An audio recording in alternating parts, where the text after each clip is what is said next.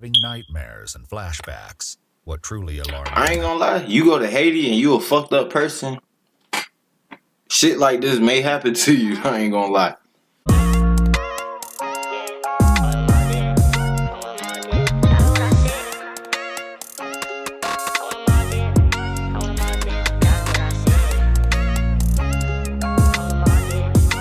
I ain't waving off shit.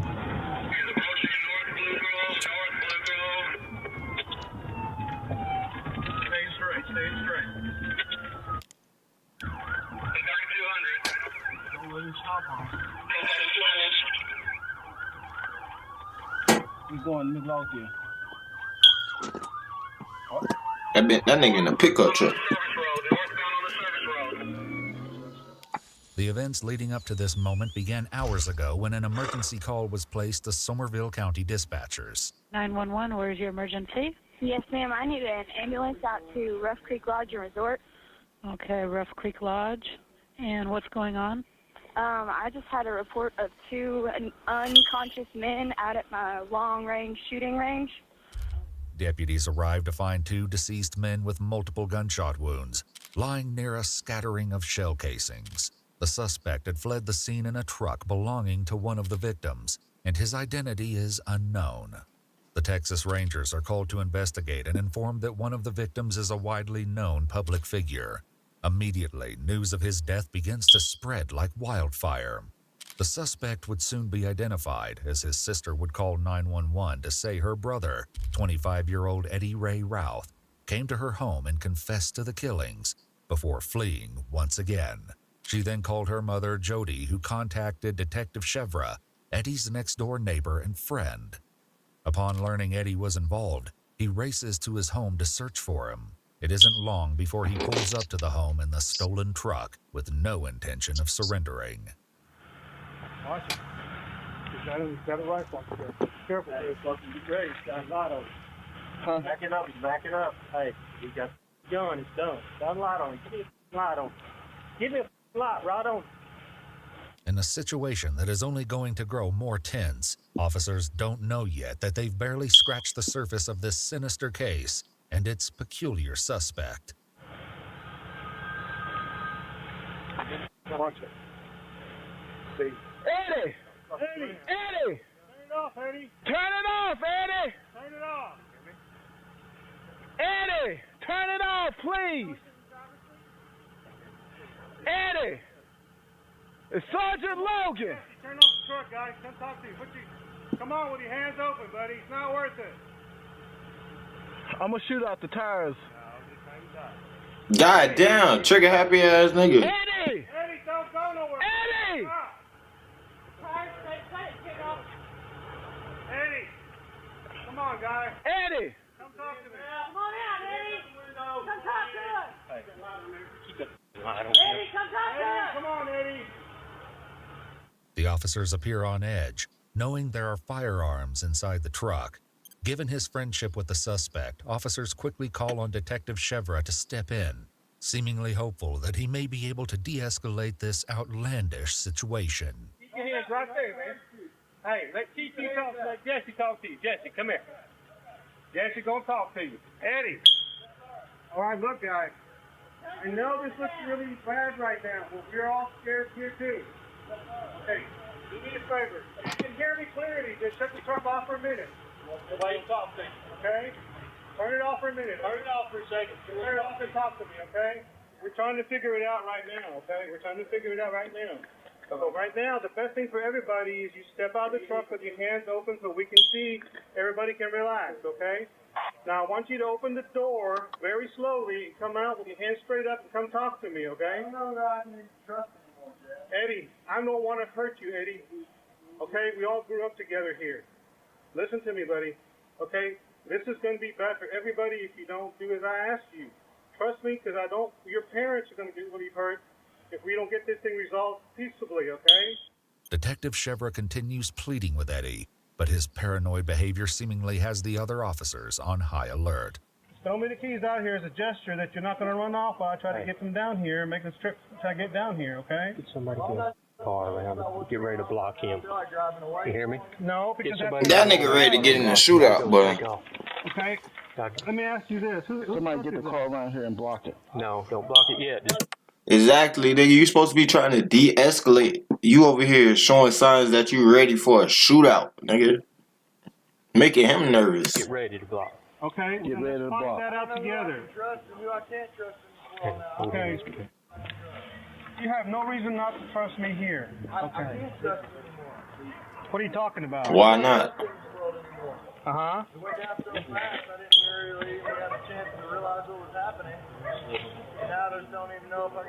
Doctors are cops. Damn. They be like that, bro. People, I'll tell you this. It's some, not, I ain't gonna say it's some cops, because these niggas will do anything to keep their job. So, I say, it's some, fuck. This world is fucked up, bro. But shit, at a certain extent, you don't have to trust them. You could just fucking, sometimes you could just go along, bro. I've been doing that my whole life, man. Been going along. I don't trust fucking literally nobody. Especially not no damn cop or doctor.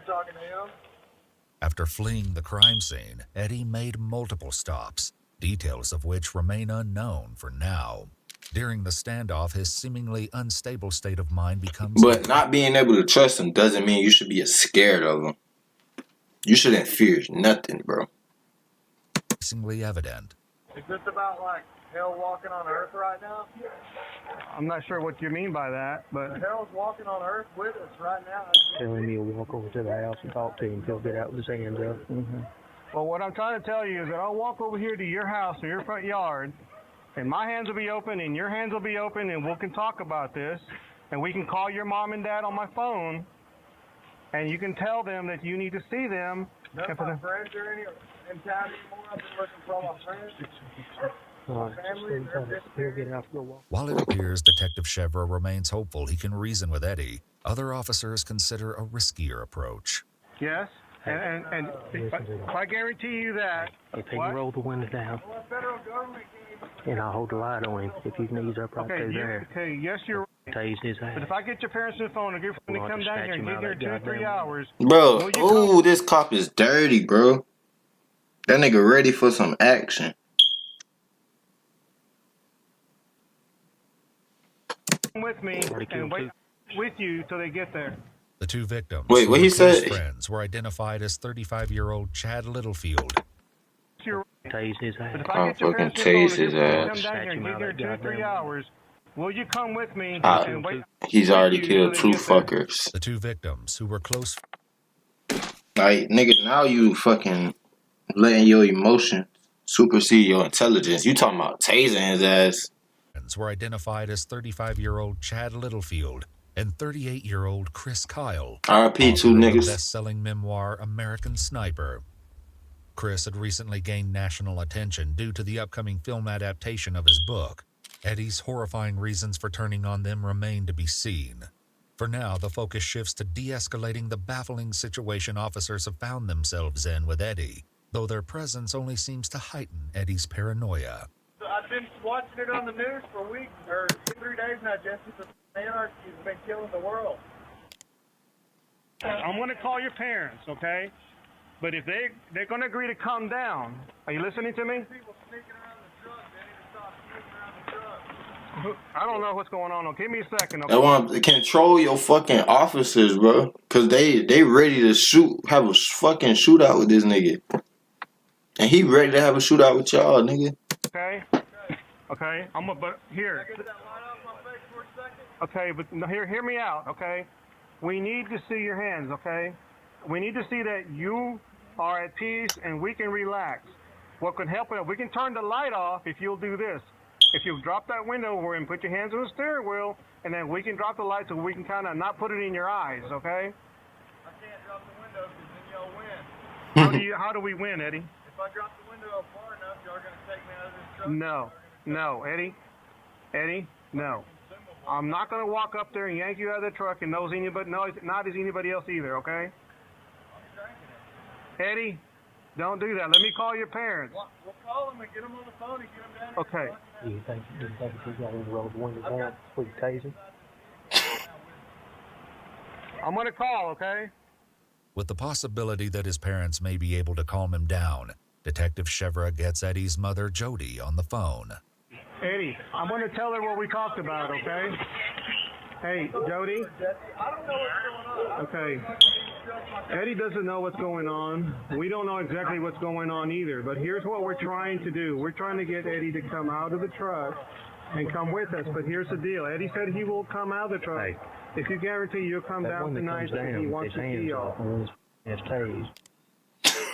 I'm trying to talk to him into coming with me, be safe secure till you get here so you don't have to rush and be worried about him. This nigga got a whole different plan, and he talking about he not gonna do nothing to y'all. Who is going? See, this is why I don't. This is why it's so fucking. The police is so fucking like. Who do you believe right here?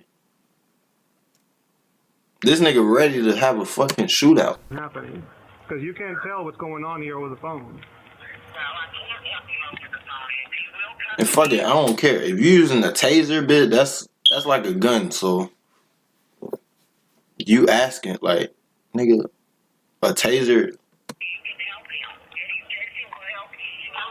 I can't trust that, Mom. You can't tell the difference when the police pull it out. Yeah, I want to. I don't even. If you're adrenaline high. Eddie, have I ever given you a reason not to trust me in anything? Yes. When? He said yes. Past couple of days, you're getting so crazy around here. I don't know what to do. Whatever the situation, I'm not going to guide you wrong. Okay? I'm not going to do that, Eddie.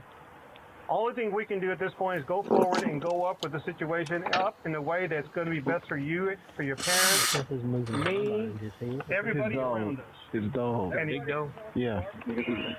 Despite the combined efforts of Jody and Detective Chevra, Eddie still refuses to leave the truck. That's not He's even his clearly on truck. edge, and it won't be long before his paranoia will reach a breaking point. Do y'all have any guns? Of course. We have guns. Well, we have to. It's our job. I do too. It's my job. Okay, well, that's a good possibility you do, but we don't want to show our guns, or you don't want to show yours. We don't need that. No, we don't. There you go. See, we agree on the same thing. Well, if that's not a problem, then I'm going to crank this truck and move forward. Eddie, don't do that, Eddie. I can't keep sitting here watching these cats scurry by and they're moving all around me that I don't even know about. That's what I'm saying. Control your officers. You over here trying to comfort him, and your officers they ready to have a shootout. Crank that truck up because I know you probably want to go to your house, but I'm worried that before you get to your house, you will make a decision and keep going. And we don't want to do that, Eddie. A sudden movement by Eddie sets the surrounding officers on high alert. Tell him you'll walk through the house. Hey. Eddie, what's that? You got a phone? Yes, sir. Tell him you'll walk through the house with him. Don't move your head up. Damn it, don't move your head. He's on the phone with somebody. He's on the phone with somebody. Looks like he answered it.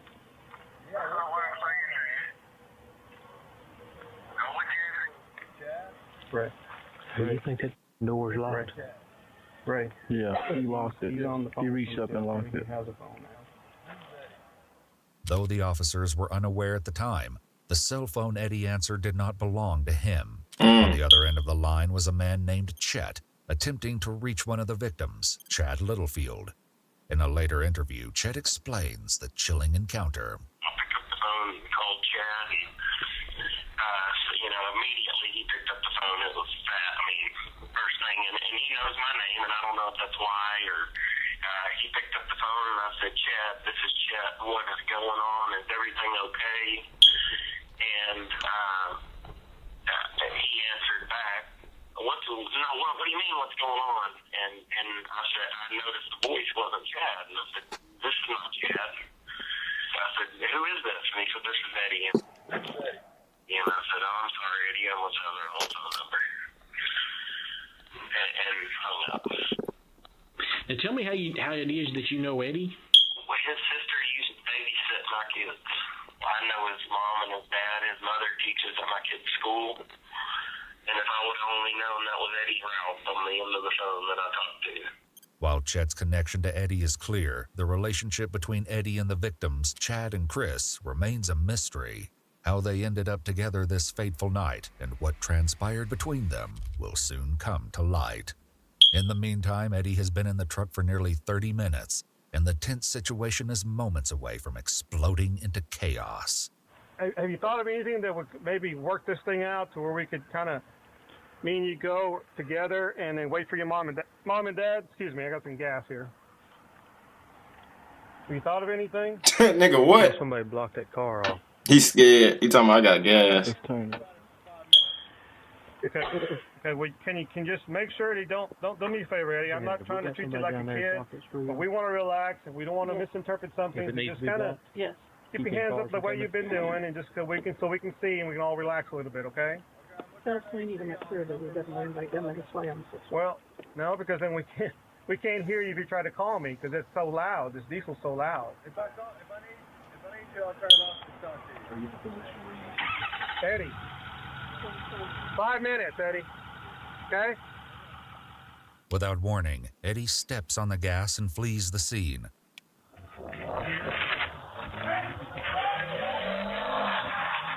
Damn, they lighting his ass up.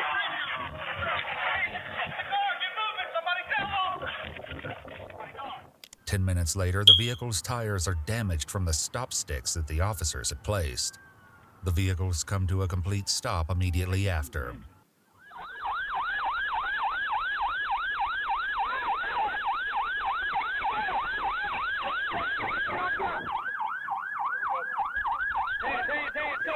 Boy, a nigga is, first of all, if he have a gun and he just killed 2 people and he's considered armed and dangerous, nigga, they shooting your ass, my boy. Unless they talk to your mother and tell you they're not gonna kill you.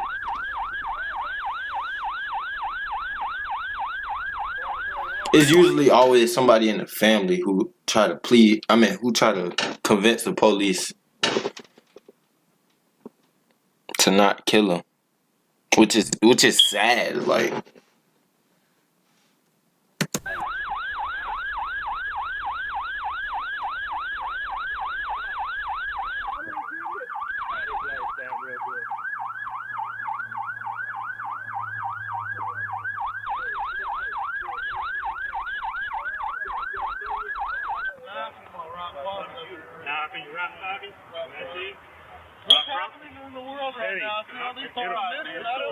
It's gonna be all right, Eddie. Okay? Just calm down. what they mean it's gonna be all right? We're gonna work this thing out, okay? Let's come on right part.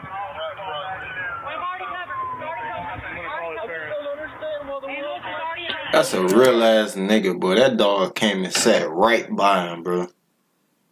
People underestimate animals, bro. That shit get on my nerves, bro. Cause what the fuck you calling them a pet for, bro? These niggas are... Animals are fucking smart. As Eddie is checked for injuries by paramedics, an officer poses an important question. Eddie, why'd you run?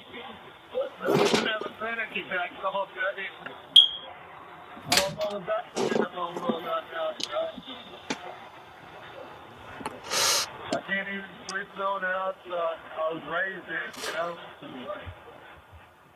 With Eddie secured in custody, he's brought to the station for an interview. While he awaits questioning, Eddie begins to speak to an officer sitting off camera. His bizarre comments hinting that the following interrogation will be anything but ordinary.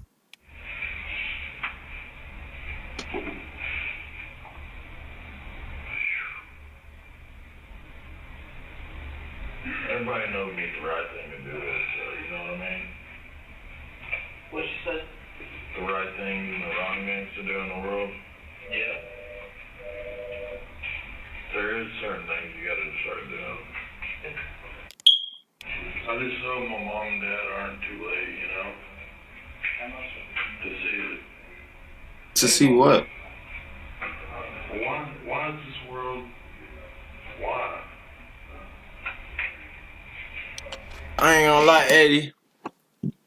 On some real shit, I don't know either, bro. I don't know what the fuck is wrong with the world, bro. But nigga, you can't be killing people, my nigga. You ain't God, my boy. Unless it's self-defense. Why didn't we see him before? or your life in danger or some shit. It gotta be like a reasonable cost, bro. You're asking questions that have already been asked many times, and the world keeps going. Exactly. That's exactly. He asking the question everybody asks, bro. Why is this fucking world like this? Isn't this gonna keep going? It's crazy. I can easily say it's because of people and how they lie to their kids, bro. If you was being 100 with your kid wouldn't, like, you could save a whole generation, bro. You can literally save a whole generation from misery, from being miserable. Appearing ready to get to the bottom of today's tragedy. But it's like natural for people to lie to their kids about everything, bro. That shit is crazy, bro. So one way to stop this shit is depending on the next generation. I have been having a pretty rough time of it, you know. I just want to sit in here and visit with you and talk to you about it and see what I can do.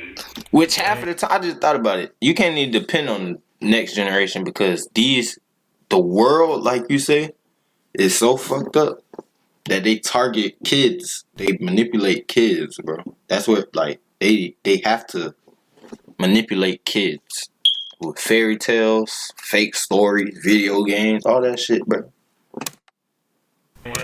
They grow up thinking all this shit is normal, bro. Like, you supposed to go to jail. Like, nigga, why? Who's supposed to go to jail for a fucking traffic ticket? That's weird. I'll have to talk to these guys. Like, why you going to jail if you, like, nigga? Like, I don't get it. That's probably why it's called traffic. And trafficking, because they trafficking your ass. About doing that. But that's the world, Eddie. Still trying to find out a lot of stuff, but the best you can do is not consent or comply with none of this shit that the world offers. Ranger Briley next reads Eddie his Miranda rights, but his response is only the beginning of the unsettling. Say yourself, boy, because me personally, I know if I was like down bad mentally because of the world, I know if I let that shit take a toll on me, bro, I'll become a fucking. I can't describe it. Like, this shit's so deep. Because mental health is very fucking serious, bro. That shit crazy, though. He questioning the world, bro. That's his only concern. Like, why is the world like this? That's scary, bro. you understand those rights. I go around and talk to people a lot. And shit is fucked up, though. Counseling was more, you know, counseling between men and women needed to be more heavy in the world than it did. But when you're surrounded on all fronts where you begin, you can't just start in one place, you know. Right. You understand those rights, and you're okay with talking with me, right? What? I've been living with somebody with their hand up my ass my whole life. Yeah. You know? That's another thing too, bro. And sometimes it be your fucking family with their hand up. It be your family with their hand up your ass. They like, but it's so fucking bad out here, bro. I'm not okay with that. That is not right. Somebody doing that to you. Yeah, never be okay with that, nigga. And stuff, you know, and how it did happen. Yeah. Yeah, it's I just wish it'd stop, you know. Isn't there world councils that can speak about this? They're not. It's made so we can keep killing each other. It's called population control, bro. There has to be to keep people accountable. Yeah. You know. Right. Evidently, you know. You're right. For stuff like this, that people that you can't walk with. You can't walk on the ground with because what? They never walked on the same ground with you. You know what I mean? Bro, that's my bro. Eddie, he talking that shit, but he killed 2 people. He talking shit. I mean, he's saying some real shit. Right. With Eddie making little Like the sense. people who we go to don't even walk the same grounds we walk, bro. So how could they help us for real? Nigga, they all the way in the fucking unknown county. Big ass house, 50 acres of land. Them niggas don't give a fuck, boy. They care about their little community and shit like that. They don't Ranger give a fuck Briley about the appears to city. formulate an idea for what could possibly explain his odd It's behavior. population control. Was there a time today you used any drugs? Yeah, I did use some tobacco today. It's not a drug. Yeah, I was kind of looking at your eyes a little bit constricted. I thought maybe you might have used some methamphetamine or something today. I had not. Oh, you had not? I did not. Okay. It's a wild I'm assumption. having such a hard time sleeping because I haven't been taking drugs and I can't sleep at night. Though Eddie claims that he hasn't consumed substances aside from tobacco, the question was likely posed due to what was uncovered during a search of his residence. Among the items found in his home were a blue jean jacket with possible bloodstains, firearm ammunition, and a small box containing paraphernalia. Was there a bong, like a drug bong, in some of your stuff? Tobacco. Is that what was in the bong? Is that true or not? I don't know. You know, you have to be truthful with me if it wasn't. Nigga, who put tobacco in the bong? What was in that bong? There's probably some pot in there too, you know. A little bit of pot. All right. And what else? You know, can't trust anything in Texas with weed in it because it's usually laced up so tight with different drugs. Had you used it today? Yeah. And you're being truthful with me? Yes, sir. I smoked a little bit today. I've got so many abandonment issues and trust issues here that I don't know what to think, you know. And I've been having these problems in my town. Low key, weed is probably keeping a lot of people from crashing, bro. And they trying to make that shit a bad thing, bro. Weed is keeping a lot of people sane, bro. I'm trying to tell you, bro. Without weed, we'll get a totally different side of people, bro. That was growing up, you know, since a boy. I'm trying to fix this that's wrong in our country right now. You can't, bro. Evidently, the communism party wants to run rampant in America. The communism times are here upon us, you know. The Reds are already eating up all the Indians. We know that. It's tragedy. If he trying to relate to us, we not no damn Indians. The ones that can't eat the Indians that want them, you know. We not Indians or natives. Like, what the fuck?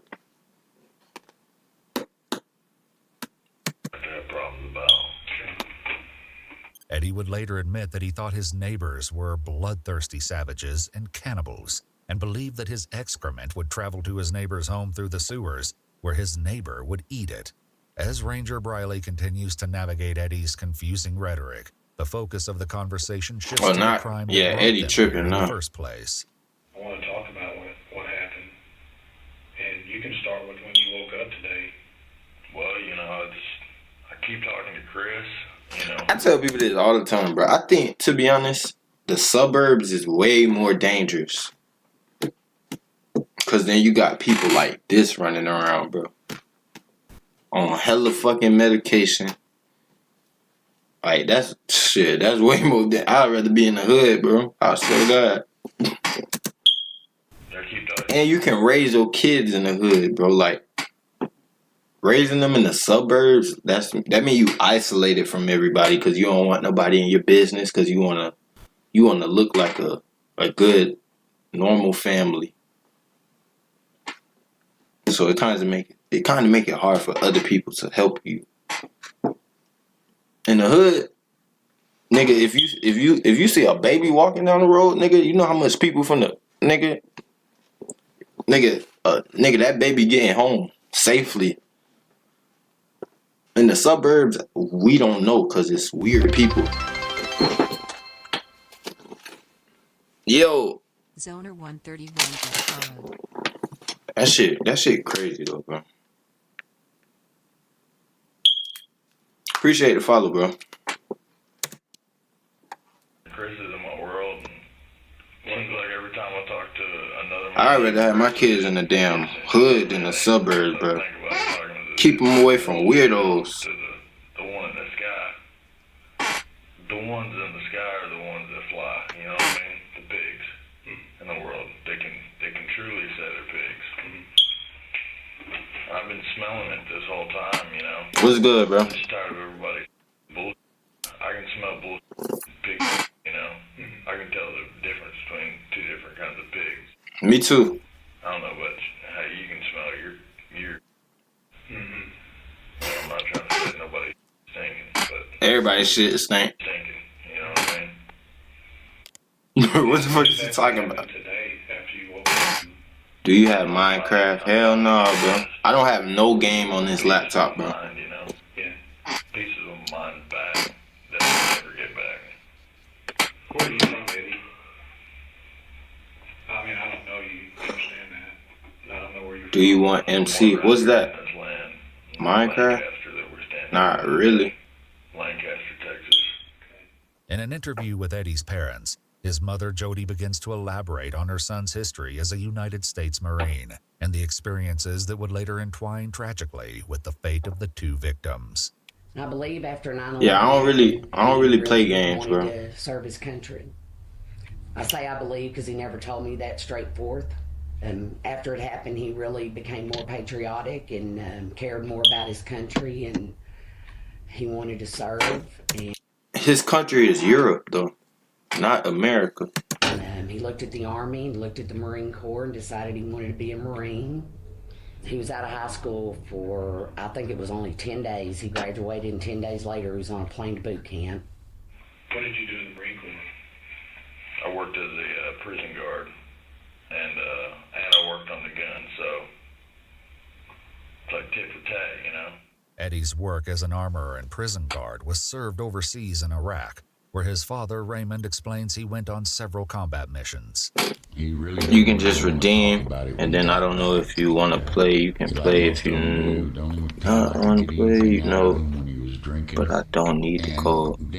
I'm good, bro. Appreciate you, bro. Real nigga. Appreciate that, bro. Right and who's wrong, you know. Nobody wants to admit that they're right. Nobody wants to admit that they're wrong. I'm the only man that can change it. Yeah. That's why these are behind my back right now. Yeah. It was when Eddie returned from a volunteer mission in Haiti after the earthquake of 2010 that they began noticing significant changes in his mental state. He was there for, I want to say, almost 6 months. Now they gonna blame it on Haiti, bro. Haiti ain't got shit to do with that, bro. Do you remember any letters he wrote you, telling you what? Appreciate the follow. Yeah, he was telling us he's picking up dead bodies with a grappling hook, dragging them out of the water, and then throwing them in a front end loader, and then loading them up in the dump truck, and then putting them in a grave. They further explained that when Eddie returned, he began having nightmares and flashbacks. What truly alarmed him. I ain't gonna lie. You go to Haiti and you a fucked up person. Shit like this may happen to you. I ain't gonna lie. But it's not necessarily Haiti. It's the people there, bro. Like, them niggas don't go for bullshit or anything. It was his apparent descent into dangerous delusions.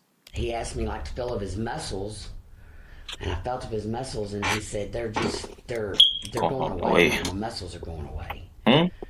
They're disappearing. I said, well, son, you know, you're fine. Your muscles are fine. And he said, no. Yeah, Sigma. I got a tapeworm, and it's because you. What is y'all talking about? Began expressing thoughts about you Sigma because you skibidi, or Sigma because you skibidi. Bro, what the fuck is you? Bro, what? The care of his parents.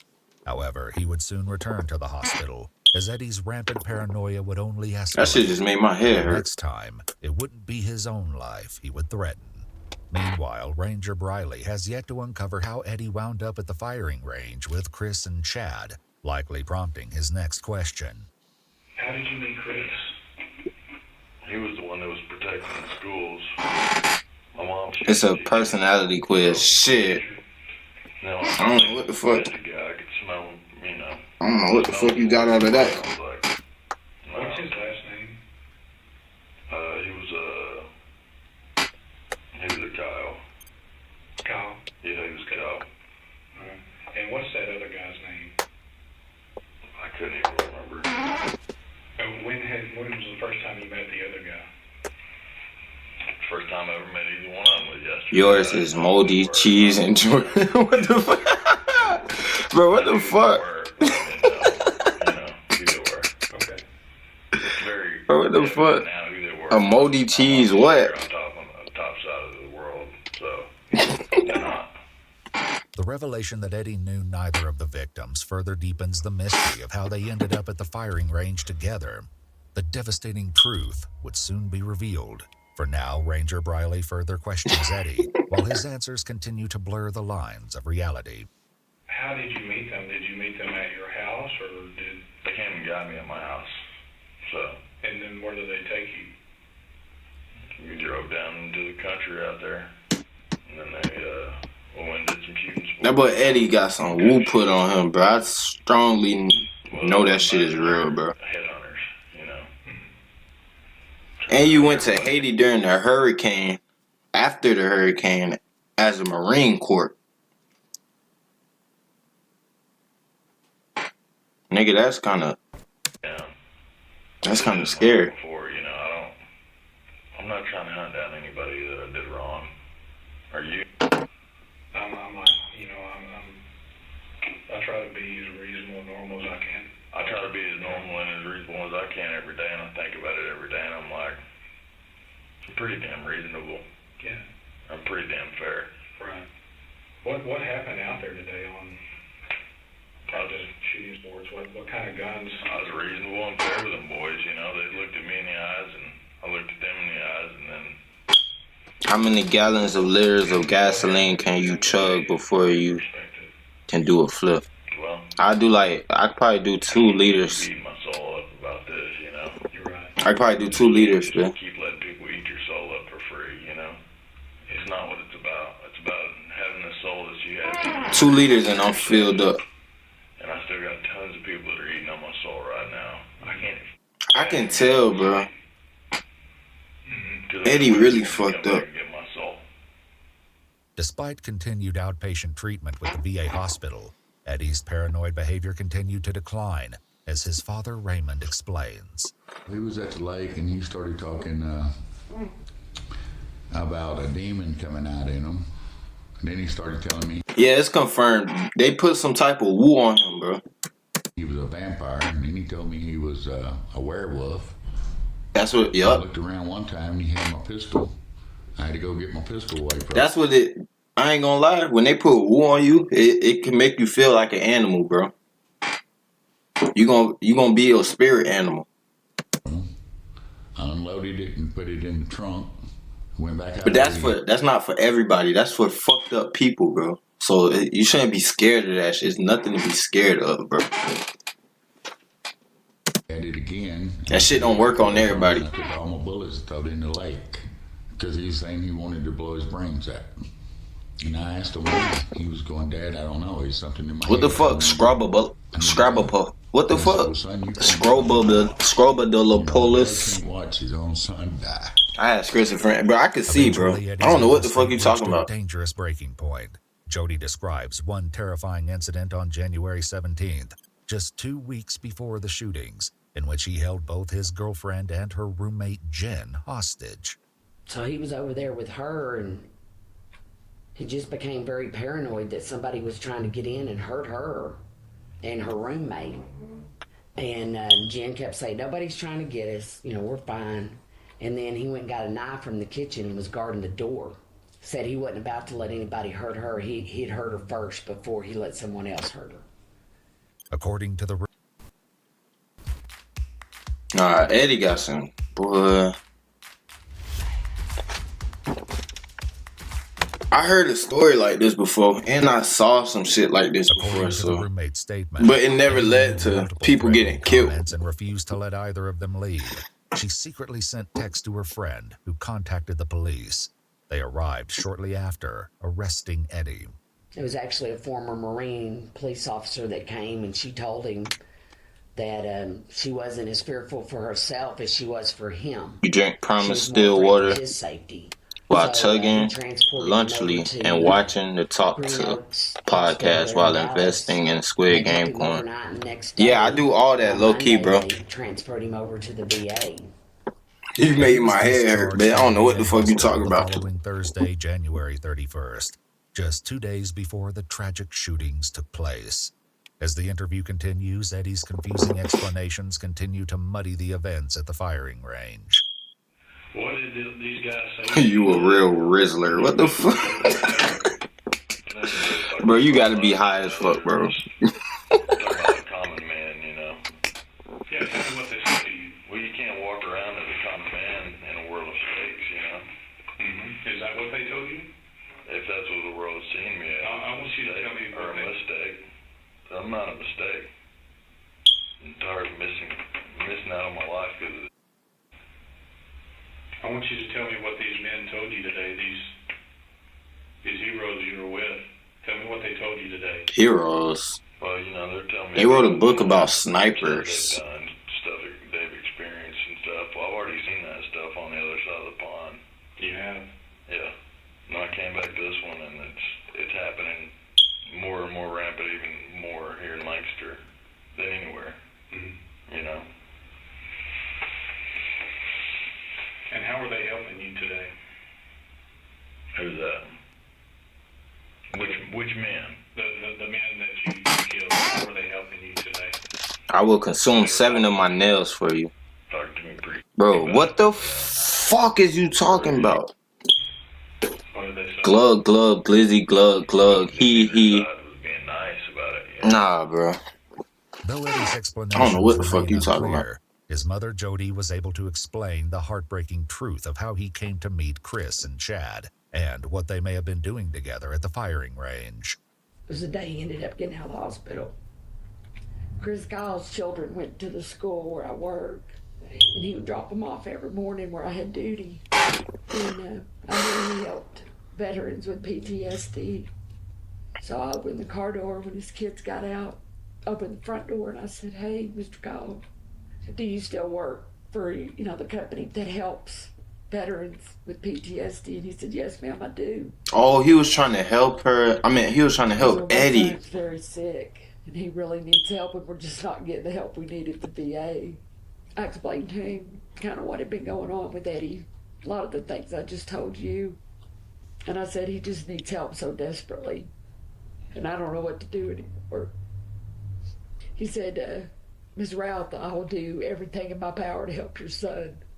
And I started to cry because I was happy that somebody, some person that I don't really know, was willing to help my son. And he said then, he goes, "I'm going to get together with Eddie this weekend." And I said, "That'll be good. That'll be really good."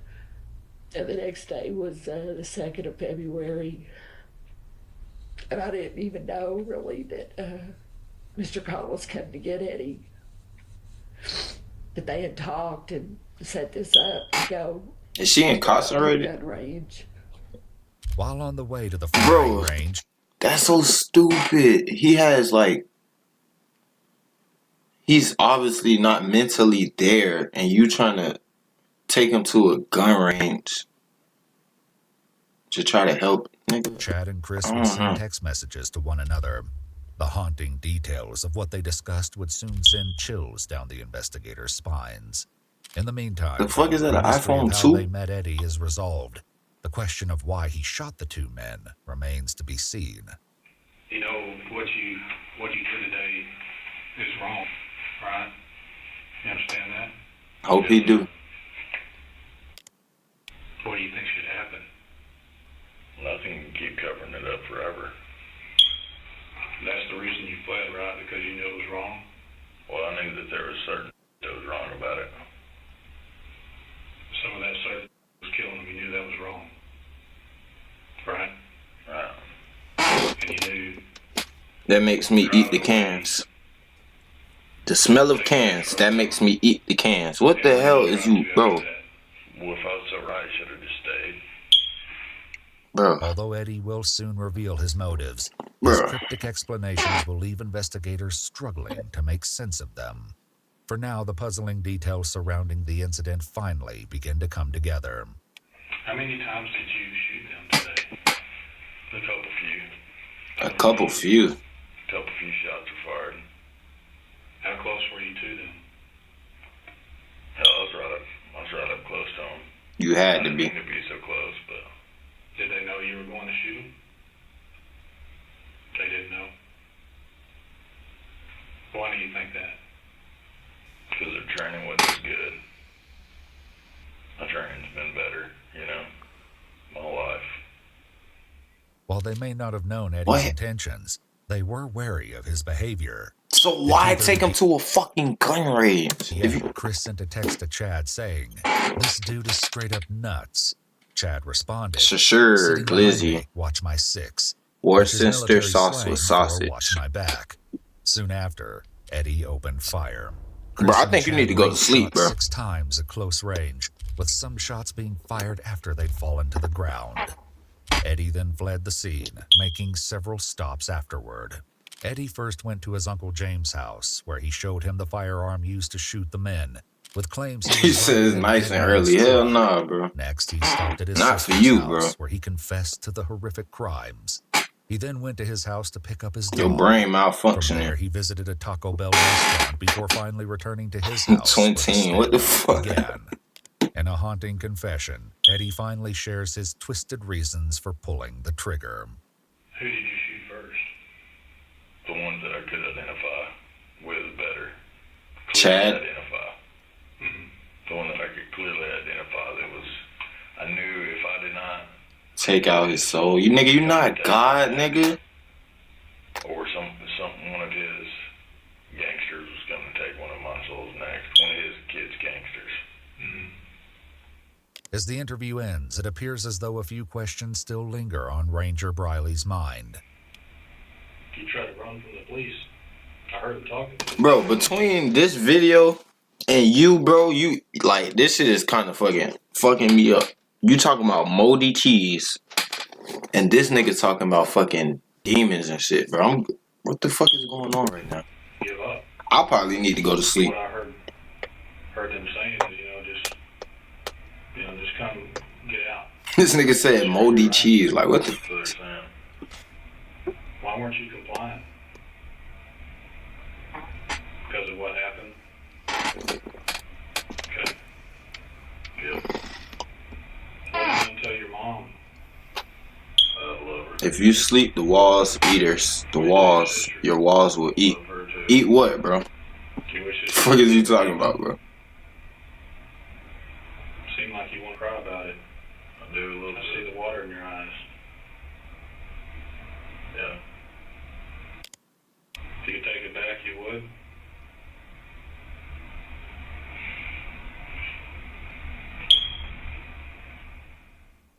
As Ranger Briley leaves the room, Eddie once again chats with the officer just off camera, sure to leave him with a lasting impression.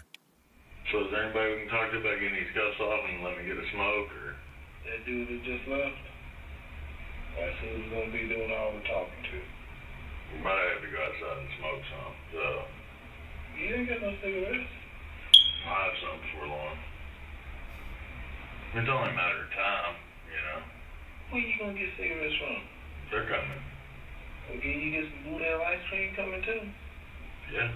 Eating all night. You got plenty to eat on there. I don't got nothing to eat on, you know. I haven't eaten none of my soul today. Everybody just keeps eating off my soul. So, for that I say, y'all can eat my die. Bro, what, bro? You pregnant, bro? Sorry, my dead fish walked on the keyboard.